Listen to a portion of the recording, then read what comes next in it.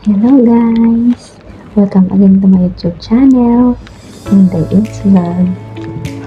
So for this video mga kainday, may share ako sa inyo. Bago ako magsimula, syempre, ngayon ay Father's Day.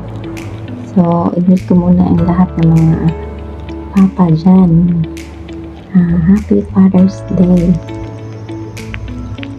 So, kayo guys, i-greet nyo ba yung mga papa niyo? Siyempre, huwag niyong kalimutan i-greet mga kainday is habang buhay pa ang mga ama. So, kailangan i-greet sila ng Father's Day. So, ang share ko sa inyo ngayong araw na to ay tungkol po ito sa mga pagkain tulad ng mga prutas na para ma-detox ang ating liver at kidney. So, ang prutas ng mga ito guys ay isa na po ang papaya. So, ang papaya mga kainday is base po sa aking na-research ay maganda po ito sa ating liver at kidney. Next po is avocado. So, avocado din po mga kainday is ay maganda po sa ating liver at kidney. Sunod po ay grapes.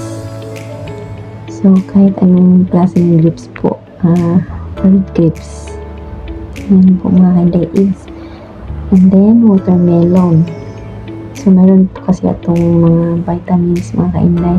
Nakuha po tayo doon sa mga prutas na yan na ma-detox ang ating liver at kidney. So, blueberry din po mga kainday. Kahit anong klaseng berries. So, depende na po sa inyo mga kainday kung kainin niyo yung mga prutas na yan. Basta, sinishare ko lang sa inyo na makatulong po yan para ma-detox ang ating liver at kidney.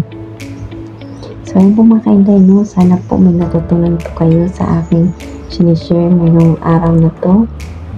At sana po patuloy po kayong manood sa aking video miski minsan lang po ako makapag-upload. At sa mga hindi po nakasubscribe, please subscribe my YouTube channel Inday It's Vlog. Piliin ninyo ang all notifications para updated kayo kung may bago akong videos. So ayun po mga kainday, thank you so much. Thank you for the support.